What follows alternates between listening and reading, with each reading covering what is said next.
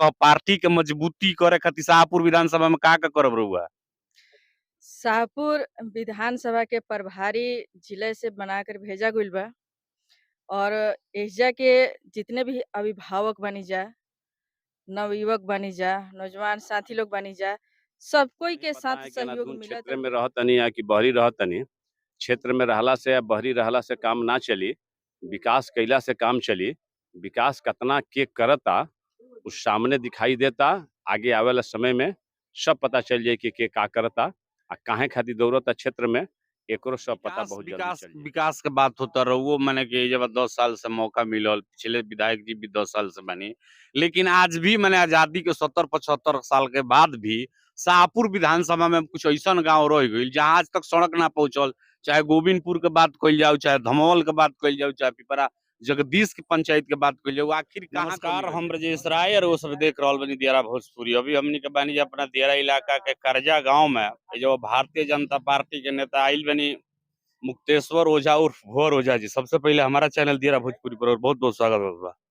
दियारा भोजपुरी के भी हमारा तरफ से और दियारा भोजपुरी के दर्शकों को भी मेरे तरफ से बहुत बहुत शुभकामना, धन्यवाद। आज कैसे कैसे आगमन भई रहल है? आज भारतीय जनता पार्टी के द्वारा जो सदस्यता अभियान 1 सितंबर से चलाया जाएगा, उसी के तहत में हम लोगों को पार्टी के द्वारा निर्धारित कार्यक्रम है, जो हर एक मंडल में एक सदस्यता का कार्यशाला करना है। उसी के तहत आज शाहपुर पूर्वी मंडल के करजा शक्ति केंद्र पर एक कार्यशाला का आयोजन हुआ था। इसी में हम सभी पार्टी के पदाधिकारी यहाँ पर उपस्थित हुए थे। अपने पार्टी के पदाधिकारियों के साथ में सदस्यता अभियान को कैसे हम लोगों को आगे करना है और ज़्यादा से ज़्यादा भारतीय जनता पार्टी के सदस्य बनाना है, इसी के तहत ये कार्यशाला आयोजित था। अब सब हम लोग आपस में बैठ करके इस पर चर्चा किए हैं। पिछला लोकसभा चुनाव में जब भारतीय जनता पार्टी के माने करारी एक तरह से हार गइल जाओ, माने का कारण देखतनी केतना माने पिछड़ गइल है पार्टी जो? देखिए, पिछले चुनाव में जो हुआ, अब इसमें हम लोग क्या कह सकते हैं, इसमें लोकतंत्र में जनता मालिक है। जनता जिसको साथ दिया, वो जीता और जनता साथ नहीं दिया, हम लोग चुनाव हार गए। लेकिन हम लोग प्रयास में हैं, इसकी समीक्षा हम लोग कर रहे हैं कि क्यों हम लोग चुनाव हारे हैं और आने वाले चुनाव में इसकी पुनरावृत्ति न हो, इसके लिए हम सभी पार्टी पदाधिकारी एक साथ मिल कर के हम काम कर रहे हैं। आने वाले 2025 और 2029 में पुनः हम लोग यहाँ से जीतेंगे। इसी इच्छा के साथ में, इसी दृढ़ इच्छा के साथ में हम सभी पार्टी के पदाधिकारी एक साथ होकर के काम कर रहे हैं और आने वाले समय में हम लोग सफल जरूर होंगे इसमें। मुहा-मुही में लोगन के चर्चा बा जे हमनी के पिछला सांसद जी रही क्षेत्र में कम आवत रही, वर्तमान सांसद जी अनधुन ये घड़ी माने क्षेत्र में रहत।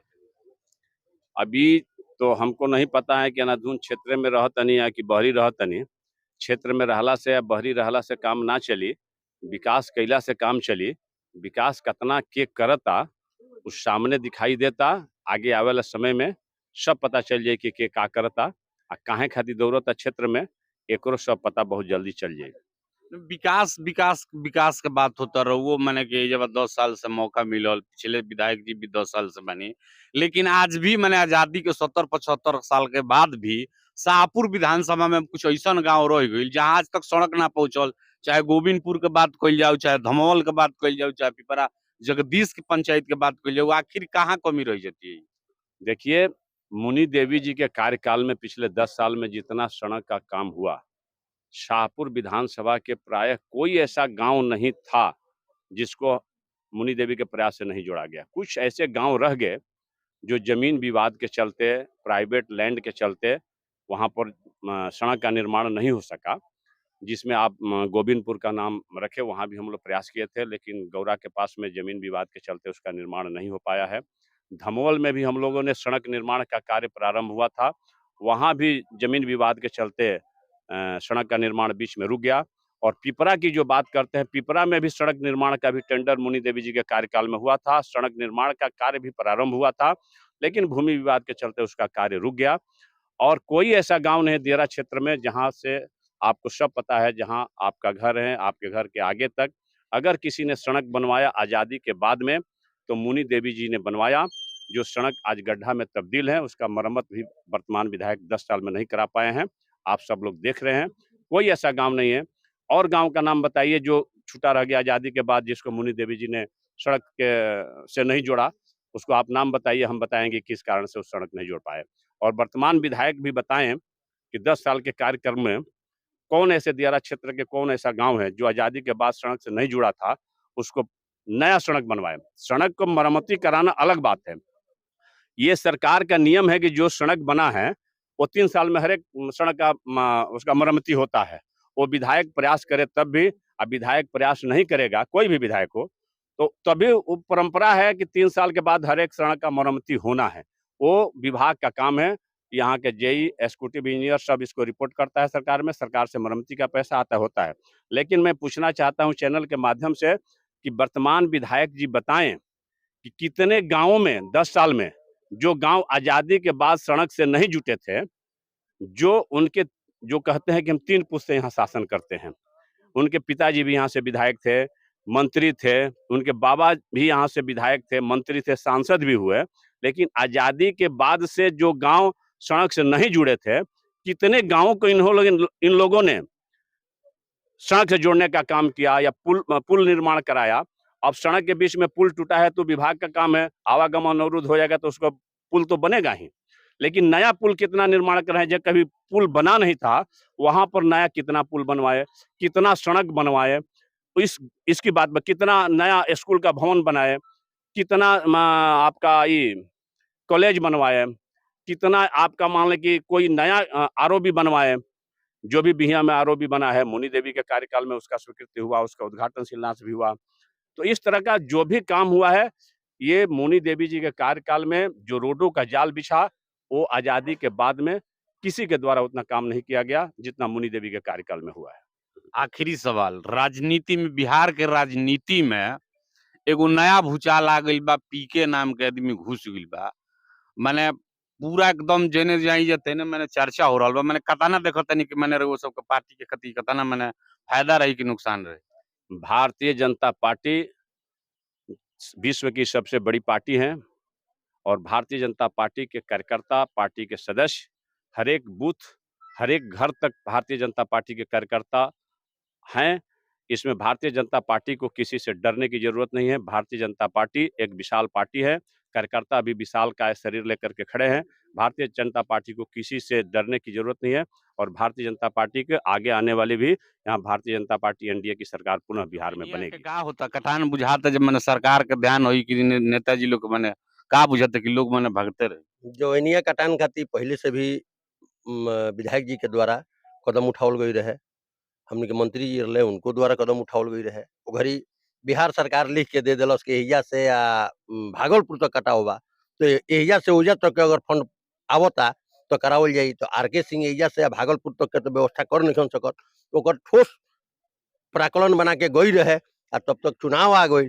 चुनाव के कारण वो बाधित हो गई। फिर भी हमने के आज भी प्रयास में बनी जा ओकरा के पूर्ण करावे खातिर आ पूर्ण करा के ही रहब। एहिजा ठोकर बनाई। ना ना, विधायक जी तो बार-बार चिट्ठी एगो रिलीज करतनी कि हमनी के बिहार विधानसभा में चीज के मांग उठैनी जा। सरकार के का नाम बजे जब कोनो कटान नाम के चीजे नहीं है। आज सरकार में वहाँ के नहीं नु, एकरा पहले तो वहाँ के सरकारे में रहनी है। अभी तो 2-4 महीना पहले से सरकार मने बाधित भइल बा। 19 महीना वहाँ के सरकार में रहनी है। 19 महीना में कौन कदम उठौनी है सरकार में, कौन वहाँ के विधानसभा में क्वेश्चन उठौनी है, तनी देखावल जाऊ वहाँ के क्वेश्चन के। आज तक जवनिया गाँव में जाके वहाँ के कहे के अपना मुखार बिंदु से ही बात कहले बनी कि रउआ सब हमरा के वोट देले बनी, हम आइल बनी अपना मन से। तो ये से नहीं बुझात कि वहाँ के मानसा का बा। मानसा सब लोग समझता आ जनता भी समझतिया। ऐसे कोनो हमनी के हड़बड़ाए के नहीं के। गाँव हो, गंगा के कटाव में हमनी के बानी जा, ई प्राकृतिक के आपदा हो आवेला, लेकिन बचाव खातिर हमनी के लागल बनी जा। हमार विधायक जी भी लागल बनी, हमार सांसद रहे वो लागल रहे। आज भी सांसद नहीं खन, फिर भी हमनी के एजा से ओजा तक एकर आवाज उठा रहल बनी जा और वो काम होके ही रही, ठोकर बना शाहपुर के ही। विधानसभा प्रभारी बनी पूनम कुशवाहा जी। आज करजा पंचायत में रउर आगमन भइल बा। का कह पार्टी के मजबूती करे खातिर शाहपुर विधानसभा में का करब रउआ? शाहपुर विधानसभा के प्रभारी जिले से बनाकर भेजा गइल बा और एहिजा के जितने भी अभिभावक बनी जा, नवयुवक बनी जा, नौजवान साथी लोग बनी जा, सब कोई के साथ सहयोग मिलत हउवे और सब कोई के साथ सहयोग से शाहपुर विधानसभा के आगे लेके जाए के बा। सबसे ज़्यादा आज सदस्यता अभियान के तहत चलावल गइल बड़ुए कि 1 तारीख से 25 तारीख तक ले अभियान चली, जौना में कि हर बूथ पर 200 से अधिक सदस्यता करे के बड़ुए। ओकरे चलते हमनी के एइजा बैठक कइले रही जा। तमाम एइजा शाहपुर पूर्वी के अध्यक्ष जी अमरनाथ राय जी, शाहपुर पश्चिमी के अध्यक्ष जी ठाकुर दयाल जी और गार्जियन अभिभावक जन के नेता बड़े भाई मुक्तेश्वर ओझा जी, साथ में बहुत सारे अभिभावक आए हुए हैं जिनका अभी हमारे नाम पता उनका नहीं है। मैं उनका भी अभिनंदन करती हूँ और साथ सहयोग बहुत अच्छा मिला हमको ए जवा गांव कर्जा में बनी जा, गांव कर्जा के ही कुछ लोग बा, ओलो से भी हमने के जाने के प्रयास करब जे आखिर ए जवा ई देख लीजिए सब लोग कहता है विकास विकास, हम कैमरामैन से चाहब जो तनी ई रोड के स्थिति दिखाई। आखिर ये इतना विकास भइल बा फिर भी माने इतना माने बुरा हाल बा, एगो बारिश हो गिला का कारण देखत नहीं रोज सब। एकर कारण बइहे नु कि एइजा के पहिले बीजेपी के विधायक मुनि देवी रहनी है, उनके कृपा से ई पुल बनल बा, आ ई रोड बनल बा। 7 करोड़ के पुल ह, आ ई 5 करोड़ रुपया के रोड ह। एकर यहाँ तक कि मंटू तिवारी मरम्मत तक नहीं करा पौले। दूसरा बार जीतल बाड़े। आ ए पंचायत में देखो माने कोनो कामे ना करवले। उ तो फायदा उठा रहल बाड़े मूर्ख जनता के, जौन उनका के वोट दे के भेज देले बिया। और एकर मरम्मतो करा देते तो बुझाइत कि चलो विधायक बाड़। फिर तो कपार पर चुनाव होइए गइलो। तो गइले ई क दिन काम चली छै। ऐसे क दिन जनता के बोका बनई है। हाँ? जनता बोका ना बनई है। कत दिन बनई है महाराज? उनका तो बुझाता है बा गाड़ी पावत रहे, आ शीशा बन जाता रहे, उन्हें से घूम के चली आवत रहे। तो मैंने कुल काम खाली संसदीय विधायक लोग करी लोग, रउए गांव के जिला पार्षद बड़े, रउए गांव के प्रमुख बड़े, रउए गांव के मुखिया बड़े, सब लोग तो रउए गांव के कर्जे के ही बा। हई रोडवा पुलवा विधायके न करई है, ई मुखिया के बस के बात चीज बजबा। ई विधायक मरम्मत करा सकता। देखियो पुल सामने लोग देखियो विधायक मन मुन देबे कृपा से बनल बा, ओकर मरम्मत दिखियो। सोच ले रोड देख ले, देखाई रोड के का कहब रउआ कि यहाँ देखनी है जब पूरा भारतीय जनता पार्टी के माने कि जब नेता लोग आई रहला, कैसन कार्यक्रम रहला? कार्यक्रम ये सदस्य बनावे वाला रहे। कार्यक्रम चलत अभी 1 सितंबर से चालू होता, ओकरे के जागरूक करे खातिर कार्यक्रम रहे। ठीक बा, तो हमनी के ये तो देखे के भाई रउआ सब देखते बाइन जावत कितना परेशानी होता रोड